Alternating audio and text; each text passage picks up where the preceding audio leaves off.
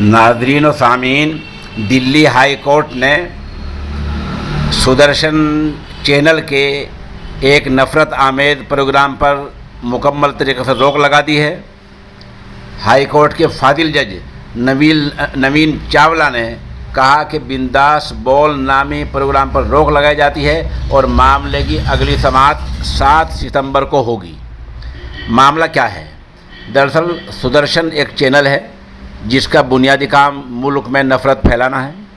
Sudarshan channel ने एक programme तैयार किया जिसका नाम रखा बिंदास बोल। उसमें बताया कि जो सरकारी सेवाएं हैं, सरकारी खिदमात हैं, IPS हैं और HCS हैं और IAS हैं, इस तरह जो दूसरी सारी सेवाएं हैं उनमें मुसलमान साजिश करके घुसपैठ कर रहे हैं।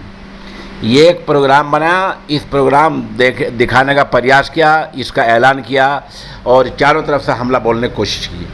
कुर्बान जाइए जामिया मिल्लिया इस्लामिया के तलबा पर जिन्होंने इस मामले को लेकर कानून हाथ में नहीं लिया बल्कि बाइज्जत तरीके से दिल्ली हाई कोर्ट से रुजू किया और कहा कि ये जो चैनल है इसमें जामिया मिल्लिया के तलबा को जिहादी बताया गया है, नफ़रत फैलाने की कोशिश की गई है, इसलिए इस पर रोक लगाई गई है। बहरहाल फादिल जज नवीन चावला ने रोक लगा दी है और रोक लगाते हुए उन्होंने मरकज़ी सरकार, संघ लोक सेवा आयोग, सुदर्शन TV चैनल और उसके editor in chief Suresh Chauhan को नोटिस जारी करके वजह बताओ कारण पूछा है, वजह पूछी है। उधर जामिया मिल्लिया के